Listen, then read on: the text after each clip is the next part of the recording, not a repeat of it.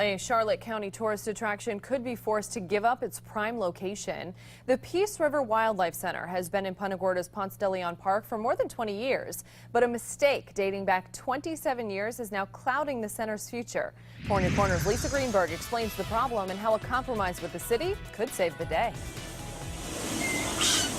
The Peace River Wildlife Center has been the heart of Punta Gorda for more than 20 years. It rehabilitates and houses more than 2,000 animals each year and draws tons of tourists to this little city. But their lease is expiring in 2016, and there's one problem. When we went to look into renewing that lease, we realized that we're actually on private property, not city park property. Now the owner, Grand Harbor Development LLC, wants to build waterfront condos on it. The developer's attorney, Jerry Waxler, says the center approached them with an idea. If the city lets Grand Harbor build their condos twice the height limit, Peace River Wildlife Center can stay put. So the developer filed an application asking for the city's approval to exceed their height code. This is an unusual circumstance, and that's one of the criteria for variance, that it has to be an unusual circumstance that would warrant the city to grant a variance from its customary regulation. And she says the city accidentally letting the Wildlife Center move onto private land back in 1987 should be enough to grant the height exception for the development. But a city code official told me she doesn't think the developer meets the criteria for the exception. And many in the community don't want high-rises in Punta Gorda. Waxler says they're just trying to do what they can to keep the Wildlife Center in its home. Our preference, and I think the community's preference, is for them to remain where they are. It's a great location